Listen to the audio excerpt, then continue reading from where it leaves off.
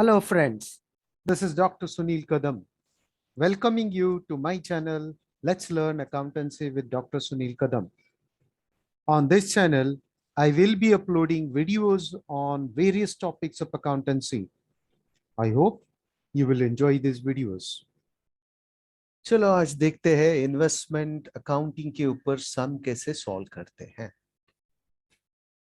तो उसके लिए हमें दिया गया सम आपकी स्क्रीन के ऊपर सम है on a 1st April 2020, 200 6% debenture of rupees 100 each of Excellent Limited were held in investment as investment by Mr. Tushar at a cost of rupees 18,200.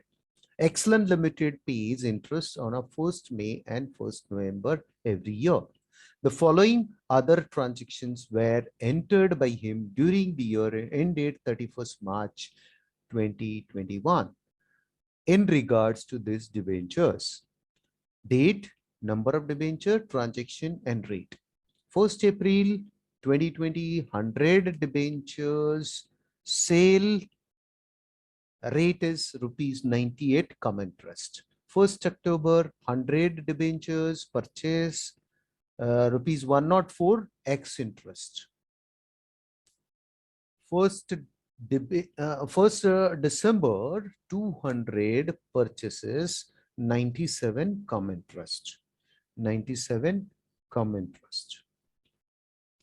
1st February, 100 sale, rupees 97 x interest. You were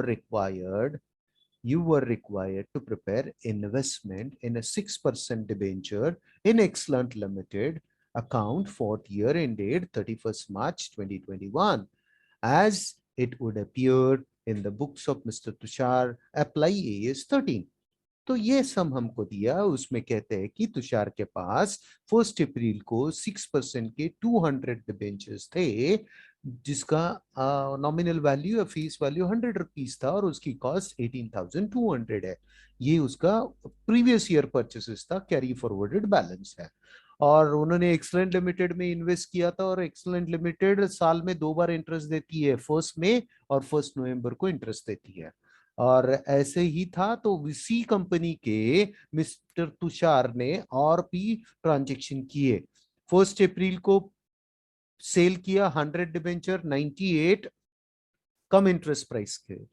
1st October purchase किया 100 debentures 104 x interest price से। 1st दिसंबर को purchase किए 200 debentures 97 कम interest price से। 1st फरवरी 100 debenture sold किए 97 x interest price से।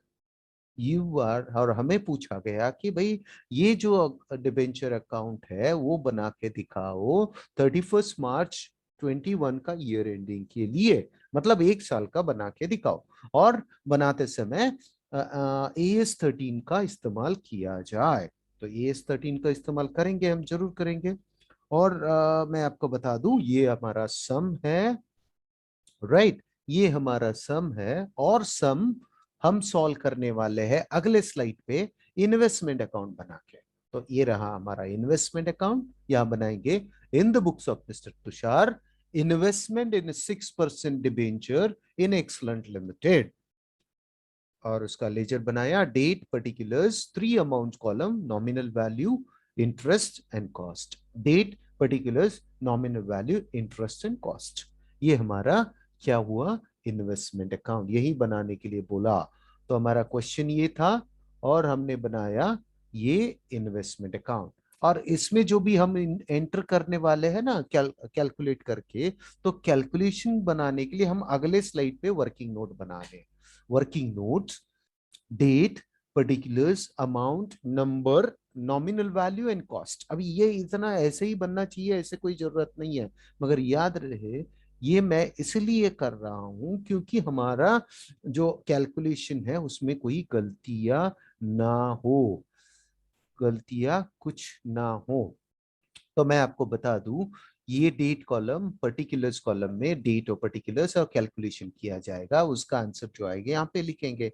और हमारे पास हमें हर बार जब भी सेल कैलकुलेट करते हैं ना तो सेल्स में हमें कैरिंग अमाउंट या वेटेड एवरेज कॉस्ट से कैलकुलेशन करना होता है, इसीलिए वो weighted average calculation cost calculate करने के लिए हमें डिटेल्ड हमारे पास होना जरूरी है कि उस दिन जिस दिन बेचा गया उस दिन कितने कॉस्ट के शेयर्स हमारे पास थे और हम कितने बेच रहे हैं। ये इंफॉर्मेशन हमें मिलने के लिए ये कॉलम बना दिए तो आसानी होगी, इसलिए हम बना रहे हैं।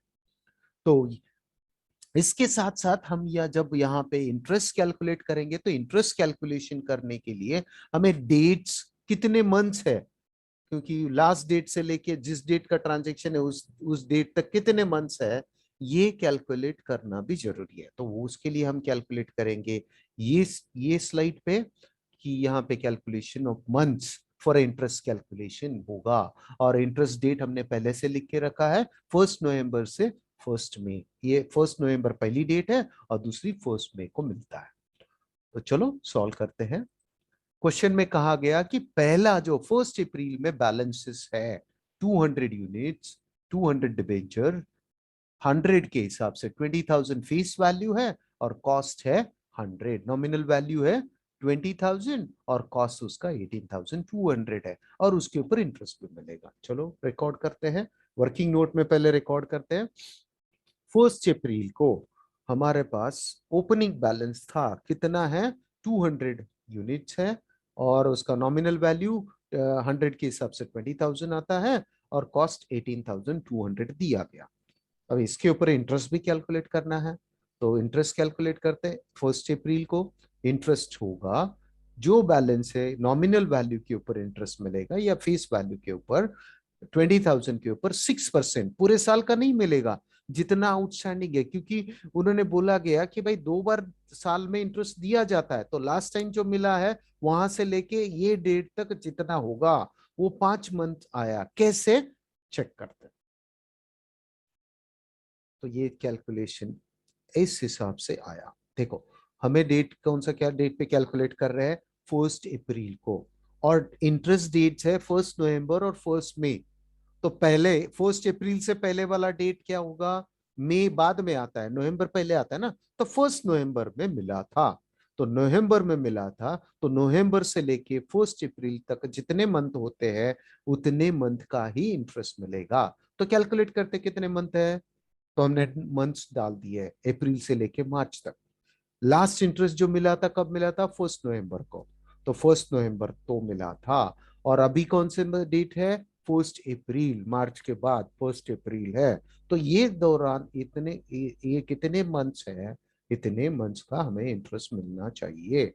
तो कितने मंथ्स है, नवंबर 1, December 2, January 3rd, February 4th, March 5th। तो 5 ही महीने का इंटरेस्ट एक्रूड है, वही लिया जाएगा, 5 मंथ्स एक्रूड इंटरेस्ट, वो वर्किंग नोट में लेके लिखेंगे। तो 5 मंथ्स इसीलिए लिया, 5/12, 5 मंथ्स का ही इंटरेस्ट मिलेगा, 500 रुपीज। आप अगर कैलकुलेट करें तो यहाँ पे होता है। तो चलो आगे बढ़ते हैं। तो ये हमें रिकॉर्ड करना पड़ेगा हमारे इन्वेस्टमेंट अकाउंट में। तो इन्वेस्टमेंट अकाउंट में यहां पे लिखते हैं date 1 April, to balance brought down, nominal value 20,000, interest calculate किया 500 है और कॉस्ट 18,200। ये ओपनिंग बैलेंस हमारे पास है और जो क्वेश्चन में बताया था इसका हमने रिकॉर्ड कर लिया। अभी अगली डेट के लिए चलते हैं। डेट है सेम 1 अप्रैल 2020। 100 डिबेंचर्स क्या किए, सेल किए 98 कम इंटरेस्ट के साथ।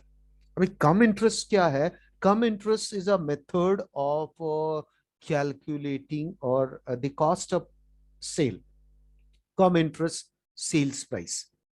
ये इसका मतलब ये होता है जो आपको अभी यहाँ पे सेलिंग प्राइस दिया, कितने सेल्स प्राइस दिए, 100 यूनिट 9,098 कम इंटरेस्ट रेट से। तो 100 × 98, 9,800, 9,800 is a sales price which include the interest, it means the come interest. तो कम इंटरेस्ट प्राइस ऐसी प्राइस होती है सेल्स की, जिस सेल्स की या परचेस की, जिसमें इंटरेस्ट इंक्लूड होता है।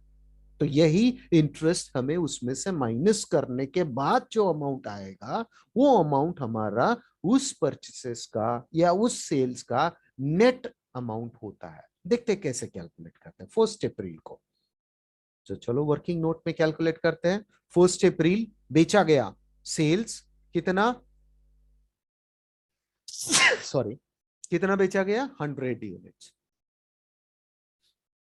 100 यूनिट्स इंटू 98 कम इंटरेस्ट प्राइस, तो 100 इंटू 98 9800, राइट। तो 9800 ये कम इंटरेस्ट प्राइस है सेल्स की, मगर उसमें इंटरेस्ट इंक्लूड है, तो इसीलिए इंटरेस्ट उसमें से माइनस करना पड़ेगा। इंटरेस्ट कितना जो बेचा गया उसके ऊपर, 10,000, 6%, 5 मंथ्स के लिए। क्यों, वो हमने अभी ऑलरेडी कैलकुलेट कर चुके हैं, 1 अप्रैल तक 5 मंथ्स ही थे, तो 5 मंथ्स का इंटरेस्ट मिलने वाला है। तो 10,000, 6%, 5/12 आता है 250। देखो ना, 20,000 के लिए 500 था, तो 10,000 के लिए 250, तो 250 आ गया। तो 250 इस प्राइस में इंक्लूड है। ये जब बुक कहा जाता है तो उसे कम इंटरेस्ट कहते हैं। तो हम इसमें से ये माइनस करेंगे, तो नेट कम इंटरेस्ट सेल्स प्राइस, जो प्राइस था उसमें से इंटरेस्ट माइनस करने के बाद जो प्राइस आता है ना, उसको कम इंटरेस्ट सेल्स प्राइस कहा जाएगा। ये ग्रॉस सेल्स माइनस इंटरेस्ट, अगर इसमें कोई एक्सपेंडिचर आता तो वो भी माइनस करते हैं, तो ये जो अमाउंट आता है ये हमारा नेट सेल्स होता, ये नेट सेल्स है 9,500। तो शॉर्ट में हम क्या समझे, जब भी आपको कम इंटरेस्ट प्राइस बताया जाता है, इसका मतलब उस प्राइस में इंटरेस्ट इंक्लूड होता है जो उस इन्वेस्टमेंट के ऊपर एक्रूड है, ड्यू है उस डेट तक, जो परचेसेस का डेट हो या सेल्स का डेट हो, उस डेट तक उसके ऊपर जितना भी एक्रूड इंटरेस्ट है वो बाद में मिलने वाला है, तो वो उस प्राइस के अंदर ही है, तो उसमें से उसको माइनस करना पड़ेगा। मगर दूसरा है एक्स इंटरेस्ट प्राइस, वहां पे क्या होता है, वो जो प्राइस वहां पे परचेसेस का या सेल्स का दिया जाता है, वो उस उतना ही प्राइस होगा, और इंटरेस्ट जो भी कैलकुलेट होगा, एक्रूड होगा, वो एडिशनली दिया जाएगा, वो उस प्राइस में इंक्लूड नहीं है। ये फर्क है कम इंटरेस्ट और एक्स इंटरेस्ट। तो कम इंटरेस्ट जब भी बोला गया तो उसमें इंटरेस्ट इंक्लूड है, एक्स इंटरेस्ट में एक्सक्लूडिंग इंटरेस्ट, इंटरेस्ट एडिशनली पे किया जाएगा। तो इसमें कहा गया था कम इंटरेस्ट है, तो हमने जो प्राइस आया उसमें से इंटरेस्ट माइनस कर दिया, तो ये हुआ हमारा नेट सेल्स, उसमें से हमें कॉस्ट माइनस करना पड़ेगा, तो लेस कॉस्ट ऑफ इन्वेस्टमेंट। और ES 13 के हिसाब से हमें वो कौन सा कॉस्ट लेना है, वेटेड एवरेज कॉस्ट। तो वेटेड एवरेज कॉस्ट कैसे निकाला जाता है, वेटेड एवरेज कॉस्ट हमें निकालने के लिए हमने फॉर्मूला देखा है, फॉर्मूला है हमारे पास वेटेड एवरेज का, फॉर्मूला हम कैलकुलेट करेंगे। देखो हमारे पास अभी नॉमिनल वैल्यू की 20,000 नॉमिनल वैल्यू की कॉस्ट है 18,200, तो हम इसको इक्वेशन बनाएंगे, नॉमिनल वैल्यू 20,000 है तो कॉस्ट 18,200 ऐसे कंसिडर करते हैं। तो हम बेच रहे हैं कितना, 10,000, तो हम 10,000 बेचना चाहते हैं, तो 10,000 बेचने के लिए उसका कॉस्ट कितना होगा, एक्स। तो क्रॉस मल्टीप्लिकेशन तो होगा, हमारा कैलकुलेशन होगा 10,000 divided by 10,000 into 18,200 divided by 20,000, right. तो वही दिखाया यहाँ पे, 10,000 इंटू 18,200 डिवाइडेड बाय 20,000, यही किया। तो इसका आंसर जो आएगा वही, ये एक तरीका हो गया, हमने प्रोपोर्शनेटली कैलकुलेट किया। दूसरा तरीका, हम वेटेड एवरेज प्राइस निकाल सकते हैं, वेटेड एवरेज रेट निकालते कर सकते हैं। तो वेटेड वेटेड एवरेज रेट या प्राइस इक्वल्स टू, फॉर्मूला क्या होगा, total cost divided by number of units, number of units. तो हमारे पास टोटल कॉस्ट कितना है, total cost is 18,200, 18,200 divided by number है 200। तो 200 से जब हम इनको डिवाइड करें तो आंसर आता है 91। तो हर एक यूनिट का वेटेड एवरेज प्राइस है 91। तो हम कितना बेचने जा रहे हैं? हम बेच रहे हैं 100। तो 100 जब डिबेंचर्स हम बेचेंगे, उसका वेटेड एवरेज रेट अगर 91 है, तो कॉस्ट होगा, वेटेड एवरेज कॉस्ट होगा 9100। तो ये हमने इससे लिखा। अगर हम इसका भी कैलकुलेशन करेंगे ना, तो इसका भी आंसर आता है 9100। आप दोनों कैलकुलेट करो, ये दोनों है। आप ऐसे कैलकुलेट करो या वैसे कैलकुलेट करो, कोई प्रॉब्लम। अगर इस वेटेड एवरेज रेट के हिसाब से कैलकुलेट करना पड़ेगा, तो हमें और एक कॉलम मेंटेन करना पड़ेगा, वेटेड एवरेज रेट बोल के। और आपके पास नंबर का, नंबर ऑफ डिबेंचर्स या नंबर ऑफ इन्वेस्टमेंट का डिटेल होना चाहिए। कभी कभार कुछ सम्स में ये डिटेल्स हमें नहीं दिया जाता, इसीलिए हम आपको सजेस्ट करेंगे कि आप ये पहला वाला मेथड है ना, उससे ही कैलकुलेट करें, क्योंकि नॉमिनल वैल्यू तो आपके पास होगा ही होगा और कॉस्ट होगा ही होगा। तो हम प्रोपोर्शनेटली वर्क करेंगे भाई। उस दिन हमारे पास कितनी कॉस्ट नॉमिनल वैल्यू थी और उसकी कितनी कॉस्ट थी, और हम कितने बेचने जा रहे हैं, तो उसका कितना कॉस्ट होगा। क्रॉस मल्टीप्लिकेशन करो और आपको आपका आंसर मिल जाएगा।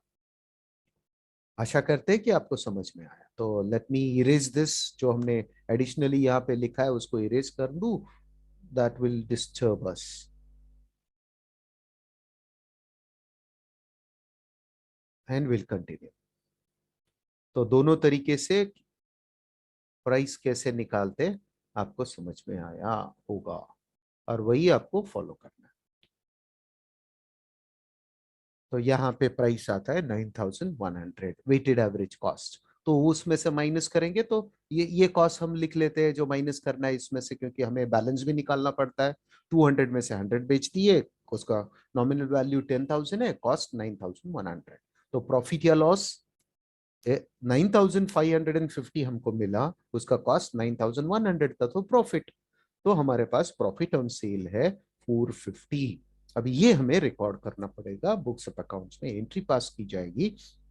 बैंक अकाउंट डेबिट, सेल कर रहे हैं ना, इसीलिए bank account debit 9800, to investment account 9100, to interest account 250, क्योंकि इसी में इंटरेस्ट मिला जो हमारा आउटस्टैंडिंग था, जो हम बेच रहे 250 वो मिल गया, ऐसे एज्यूम करते हैं क्योंकि वो कम इंटरेस्ट प्राइस है।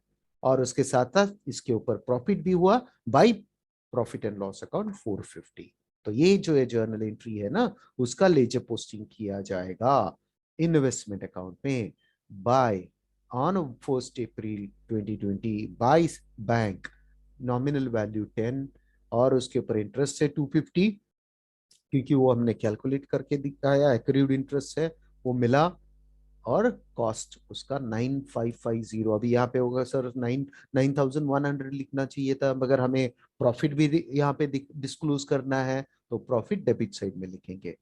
1 अप्रैल को profit and loss account, profit on cell cost column में लिखा जाएगा 450। अभी देखो हमने कॉस्ट इफेक्ट ही दिया, क्रेडिट साइड में लिखा 9550, डेबिट साइड में लिखा 450। तो debit sorry credit minus debit करो तो 9100 ही आपका नेट कॉस्ट रिकॉर्ड हुआ। और ऐसे ही करना, क्योंकि इस लेजर में हमें पता चला कि भाई ये सेल के ऊपर इतना प्रॉफिट होता है डेट से है। ये जानने के बाद वो इन्वेस्टमेंट अपना अगली कार्रवाई कर सकता है। दैट्स वाई ये जरूरी है। उम्मीद करते हैं आपको समझ में आया। चलो वर्किंग नोट में अभी अपने पास बैलेंस कितना बचा है बेचने के बाद वो लिखते हैं वर्किंग नोट में। ऑन 1 अप्रैल बैलेंस हमारे पास है 200 थे नंबर्स, उसमें से 100 बेच दिए तो 100 बचे, नॉमिनल वैल्यू 10,000 बचा और कॉस्ट 9100 बचा। ठीक है, आगे बढ़ते हैं। अगला ट्रांजेक्शन है 1 अक्टूबर। मगर 1 अक्टूबर के पहले हमारे पास दो डेट्स है इंटरेस्ट मिलने के, 1 मई। तो इन दो अप्रैल के बाद 1 मई आता है, तो 1 मई को इंटरेस्ट कितना मिला वो चेक करते हैं। तो वर्किंग नोट हम बनाते हैं फर्स्ट मई का इंटरेस्ट कैलकुलेट करना 10,000 6% 6 मंथ्स के लिए। कैसे 6 मंथ्स के लिए वो चेक करते हैं। हम कैलकुलेट कर रहे हैं फर्स्ट मई को, लास्ट इंटरेस्ट डेट था 1 नवंबर, तो ये सारे मंथ्स 1 नवंबर को हमें लास्ट इंटरेस्ट मिला और हमें 1 मई को मिलने वाला है। तो 1 मई तक मतलब मई नहीं इंक्लूड कर सकते, तो इस दौरान जितने भी मंथ्स आते हैं वो कैलकुलेट करेंगे। नवंबर 1, दिसंबर 2, जनवरी 3, फरवरी 4, मार्च 5 और अप्रैल 6। तो टोटल 6 मंथ्स हमें कैलकुलेट करना पड़ेगा, इसीलिए हमने यहाँ पे 6 मंथ्स लिया। तो 6 मंथ्स का इंटरेस्ट कैलकुलेट किया तो 300। इसके लिए एंट्री पास होगी bank account debit to interest account. तो इंटरेस्ट अकाउंट हमने इंटरेस्ट कॉलम बना दिया, इसीलिए ये अकाउंट में यहाँ पे रिकॉर्ड होगा। 1 मई को हमारे पास बाय बैंक इंटरेस्ट मिला कितना, 300। That's all. इंटरेस्ट मिलते तो इतना ही एंट्री पास किया जाएगा। अगला ट्रांजेक्शन सम में देखते हैं। 1 अक्टूबर को 100 डिबेंचर्स परचेस किए 104 x interest price. X interest price मतलब इंटरेस्ट अलग से पे करते हैं। चलो रिकॉर्ड करते हैं क्या हुआ परचेसेस में। तो परचेसेस है तो परचेसेस को रिकॉर्ड करते हैं। डेट है 1 अक्टूबर, परचेसेस 100 डिबेंचर 104 के हिसाब से एक्स इंटरेस्ट है इंक्लूडिंग, तो यही प्राइस है, यही प्राइस होगा। इसमें से debenture minus sorry interest minus करने की जरूरत नहीं है। कम इंटरेस्ट बोला होता तो डिबेंचर इंटरेस्ट कैलकुलेट करके वो डिबेंचर के कॉस्ट में से माइनस कर लेते। तो ये जो अभी कॉस्ट है यही रहेगा, कितना 100, तो 100 परचेस है तो ऐड होंगे, तो उसका नॉमिनल वैल्यू 100 के हिसाब से 10,000 आएगा और कॉस्ट जो कैलकुलेट किया 10,400। और इसके ऊपर हमें इंटरेस्ट भी कैलकुलेट करना पड़ेगा, क्योंकि इंटरेस्ट रिकॉर्ड करते हैं, अक्रूड इंटरेस्ट वो मिलता है तो एडिशनली मिलते हैं, मिलता है ऐसे रिकॉर्ड करते हैं। तो एंट्री होगी इंटरेस्ट की 10,000, कैलकुलेशन कर रहे हैं 10,000 के ऊपर 6% 5 मंथ्स के लिए। कैसे 5 मंथ्स के लिए वो चेक करता है। फोन 110, लास्ट इंटरेस्ट कब मिला, लास्ट इंटरेस्ट मिला मई को, राइट। 1 मई को मिला ना इंटरेस्ट, तो यहां से लेके यहां तक कितने मंथ आते हैं। 1 मई को मिला था और अभी 1 अक्टूबर को हम ट्रांजेक्शन लिख रहे हैं। इस दौरान मई 1, जून 2, जुलाई 3, अगस्त 4, सितंबर 5, तो 5 मंथ्स का इंटरेस्ट मिलना चाहिए। तो ये 5 मंथ्स 10,000 6% 5 मंथ्स 5/12 5 मंथ्स के लिए 250 आता है। और ये 250 और ये बैलेंस सब हम रिकॉर्ड करेंगे इन्वेस्टमेंट में। इसके लिए एंट्री पास की जाएगी। एंट्री पास करेंगे bank account debit, bank account debit 10,650 purchase कर रहे, सॉरी सेल, मैंने सेल कंसिडर, ये परचेस है तो एंट्री होगा investment account debit. Investment account debit यहाँ पे एंट्री होगी इन्वेस्टमेंट अकाउंट डेबिट कितना 10,650 टू बैंक 10,400 टू इंटरेस्ट 250। तो ये एंट्री हम इन्वेस्टमेंट में रिकॉर्ड करेंगे। एंट्री होगी पोस्टिंग होगा यहाँ पे फर्स्ट 10 टू बैंक 10,250 एंड 10,400। ये जो हमें मिला वो रिकॉर्ड कर लिया। तो ये परचेसेस होने के बाद अभी हमारे पास कितना बचा है, बैलेंस निकालते हैं। 110 को बैलेंस 100 प्लस 100 200 20,000 और टोटल 19,500 हमारे पास बचा। चलो अगले ट्रांजेक्शन देखते हैं। अगला ट्रांजेक्शन ट्रांजेक्शन 1 दिसंबर, मगर 1 दिसंबर अगला ट्रांजेक्शन है, मगर उससे पहले 1 नवंबर आता है। तो 1 नवंबर को हमें इंटरेस्ट मिलने वाला है, तो इंटरेस्ट को कैलकुलेट करते हैं वर्किंग नोट में।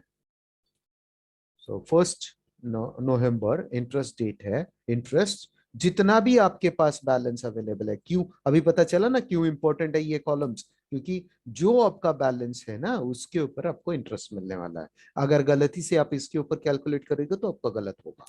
तो 20,000 के ऊपर मिलेगा, 20,000 के ऊपर 6% 6 मंथ्स के लिए। क्यों 6 मंथ्स वो कैलकुलेट करते हैं। 111 111 is a date on which we are calculating, तो लास्ट डेट ऑफ इंटरेस्ट था लास्ट डेट ऑफ इंटरेस्ट था 1 मई और अभी है 1 11, दोनों के बीच में 1 2 3 4 5 6, टोटल 6 मंथ्स। तो 6 मंथ का इंटरेस्ट मिलना चाहिए, वो इसीलिए हमने कैलकुलेशन में 6 मंथ्स लिया। तो 600 अमाउंट आता है और वो रिकॉर्ड करेंगे एंट्री के साथ bank account debit to interest. तो इंटरेस्ट अकाउंट क्रेडिट साइड में 111 by bank interest receive, interest column में 600 मिल गया, रिकॉर्डेड है। चलो आगे। 1 दिसंबर को 200 परचेस किया कम इंटरेस्ट के साथ। अभी इसमें इंटरेस्ट, कम इंटरेस्ट जब बोला जाता है इंटरेस्ट प्राइस में इंक्लूड है, तो रिकॉर्ड करते हैं। चलो वर्किंग नोट में 112 purchases 297 कम इंटरेस्ट, तो 200 into 97 19,400, इसमें इंटरेस्ट इंक्लूड है, इसीलिए इंटरेस्ट 200 into 100 20,000 फेस वैल्यू, उसके ऊपर 6% इंटू 1 मंथ। 1 मंथ क्यों? Last date of interest, last date of interest 1 November है और 1 दिसंबर, दोनों के बीच में। फिर भी कैलकुलेट करके आपको दिखाते हैं। यहाँ पे देखो 1 दिसंबर, हमारे पास लास्ट डेट ऑफ इंटरेस्ट है 1 नवंबर और हम कैलकुलेट कर रहे हैं 1 दिसंबर, ड्यूरेशन है 1 मंथ का, तो 1 मंथ का इंटरेस्ट हम कैलकुलेट कर रहे हैं। तो यहाँ पे 1 मंथ का इंटरेस्ट आता है 100, तो 19,400 minus 100 is what a net come interest price, purchase price of that investment is 19,300। तो ये प्राइस से हमको रिकॉर्ड में लिखना है। 200 नंबर में परचेस हो गया, उसका नॉमिनल वैल्यू 20,000 और कॉस्ट है 19,300। तो ये हमारे पास परचेस हो गया, इसकी एंट्री पास की जाएगी और लेजर पोस्टिंग होगा यहाँ पे। परचेसेस 112 टू बैंक, अमाउंट है 20,000, nominal value interest 100 and the cost 19,300। यहाँ पे 19,400 नहीं लिया, कम इंटरेस्ट था, एक्स इंटरेस्ट होता तो 19,400 होता। ये फर्क है इसमें, आपको दिखा दूं वर्किंग नोट में। वर्किंग नोट में देखो, जब वर्किंग नोट में देखो, जब एक्स इंटरेस्ट परचेस था, देखो जितना परचेस प्राइस है ना 100 इंटू 104, उतना ही लिखा डायरेक्टली 10,400 कॉस्ट में। मगर एक्स इंटरेस्ट कम इंटरेस्ट है, तब क्या किया, कम इंटरेस्ट प्राइस जो निकाला, अमाउंट जो आया उसमें से इंटरेस्ट माइनस किया 19,300, ये हमारा कम इंटरेस्ट प्राइस हो गया। तो याद रखने के लिए आसान, एक्स इंटरेस्ट बोलते हैं जो प्राइस दिया वही प्राइस होगा। कम इंटरेस्ट जब होता है, जो प्राइस है उसमें से इंटरेस्ट माइनस करके जो प्राइस आया वो प्राइस होगा आपका परचेसेस या सेल का।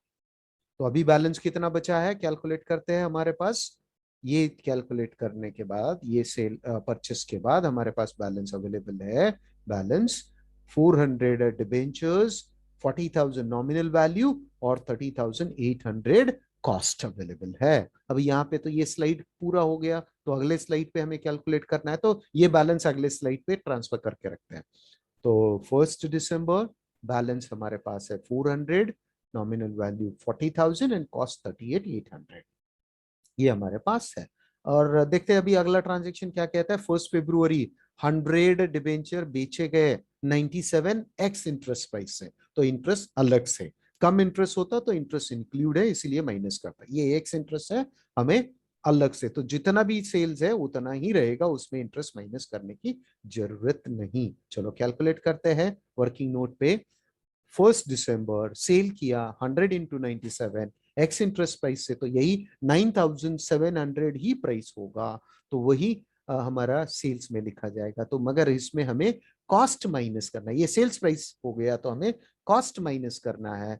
कॉस्ट ऑफ इन्वेस्टमेंट हमें कैलकुलेट करना है, 40,000 के लिए 38,800 है, तो हम बेच रहे हैं 10,000, तो 10,000 के लिए कितना, तो क्रॉस मल्टीप्लीकेशन करेंगे 10,000 इंटू 38,800 अपॉन 40,000, वही किया 38,800 इंटू 10,000 अपॉन 40,000, तो आंसर आता है 9,700। तो यही हम बेचेंगे 100, 10,000, 9,700 बेचा जाएगा। तो 9,700 से 9,700 मिला, तो neither profit nor loss, profit on sale nil. तो हमें इसके ऊपर इंटरेस्ट कैलकुलेट करना पड़ेगा। इंटरेस्ट है 10,000 के ऊपर 6% 3 मंथ्स के लिए। क्यों 3 months? Let's check out that. 3 months क्यों? 1 फरवरी को हम कैलकुलेट कर रहे हैं, लास्ट इंटरेस्ट मिला था 1 नवंबर को, 1 फरवरी तक कितने मंथ्स होंगे? नवंबर 1, दिसंबर 2, जनवरी 3। ये 3 मंथ्स का इंटरेस्ट हमें मिलेगा और वही हम दिखाएंगे वर्किंग नोट में 3 मंथ्स का। तो 3 मंथ्स का इंटरेस्ट आता है 150। तो जो ये सेल है वो रिकॉर्ड करेंगे इन्वेस्टमेंट अकाउंट में बाय 1 दिसंबर को। बाय बैंक कितना बेचा? 10,000। इंटरेस्ट कितना था? 150 और उसका सेल्स प्राइस 9,700 ही था। तो प्रॉफिट नहीं है और कॉस्ट भी उतना ही था, नाइदर प्रॉफिट नॉट लॉस। अगर प्रॉफिट होता तो जितना प्रॉफिट है वो डेबिट करते, अगर लॉस होता जितना लॉस है वो क्रेडिट करते, by profit and loss account या to profit and loss account लिख के। ऐसा कुछ नहीं है तो हमने वो रिकॉर्ड कर लिया। अभी ये बेचने के बाद हमारे पास कितना बैलेंस बचा है देखते हैं। बेचने के बाद हमारे पास 31 मार्च को बैलेंस बचा है 400 माइनस 100 300, 40,000 माइनस 10,000 30,000, 38,800 माइनस 9,700 इज 29,100। ये क्लोजिंग बैलेंस हमारे पास बचा है। ठीक है, तो यही क्लोजिंग बैलेंस हमारे सम में है क्या देखते हैं। जो लेजर है उसको भी क्लोज करना पड़ेगा ना, तो क्लोज करके देखते हैं इसमें वही है क्या। तो पहले आपका नॉमिनल वैल्यू को टोटल करो, 20 प्लस 10 प्लस 20, 50,000। तो 50,000 क्रेडिट साइड में लिखो। अभी 50,000 में से 20 माइनस करेंगे तो 30 बैलेंस है on a 31 March. By balance 30,000, 30,000 balance हो गया। ऐसे ही कॉस्ट का जब आप टोटल करोगे, टोटल है 48,350, वो आएगा क्रेडिट साइड में 48,350, उसमें से ये दोनों माइनस करो तो आपका बैलेंस आता है 29,100। तो ये जो 30,000 है उसके ऊपर हमें इंटरेस्ट में एक्रूड इंटरेस्ट दिखाना है ना, इसीलिए इंटरेस्ट कैलकुलेट करने के लिए डेट और हमें इंटरेस्ट कैलकुलेट करना है। तो इंटरेस्ट होगा 31 मार्च को, इंटरेस्ट 30,000 के ऊपर, यही फेस वैल्यू बचा है ना 30,000 के ऊपर 6% फॉर 5 मंथ्स। 5 मंथ्स क्यों? तो यहाँ पे कैलकुलेट करते हैं 31 मार्च। लास्ट डेट ऑफ इंटरेस्ट था 1 नवंबर, अभी कैलकुलेट कर रहे हैं 31 मार्च को। दोनों के बीच में जितने मंथ्स है, नवंबर 1, दिसंबर 2, जनवरी 3, फरवरी 4, मार्च 5, टोटल 5 मंथ्स का इंटरेस्ट एक्रूड है, एक्रूड इंटरेस्ट है। इसीलिए वर्किंग नोट पे हम 5 मंथ्स लिए तो अमाउंट आता है 750। वो 750 हम इन्वेस्टमेंट अकाउंट में दिखाएंगे बैलेंसिंग फिगर में। 750 हमें ड्यू है, अभी ये टोटल किया जाएगा, वो टोटल यहाँ पे होगा 2050, वो टोटल डेबिट साइड में लिखेंगे 2050 और जो बैलेंसिंग फिगर है वो ट्रांसफर होगा प्रॉफिट एंड लॉस अकाउंट में 31 March two profit and loss account. Balancing figure 1200 ये ट्रांसफर हो गया। तो अभी हमारा लेजर कंप्लीट है। देखो हमारा क्लोजिंग बैलेंस है 31 March, by balance 30,000, nominal value interest 750, cost 29,100। वही हमारा अपने वर्किंग नोट में देखो, देखो 30,000, 29,100, 300 यूनिट्स है, 29,100 वही इन्वेस्टमेंट में है 29,100। This is what a way we have to show our answer. Now, if you have any doubts, please do ask. Thank you guys for watching this video. If you have any queries, doubt, difficulty, or feedback, feel free to write in a comment section.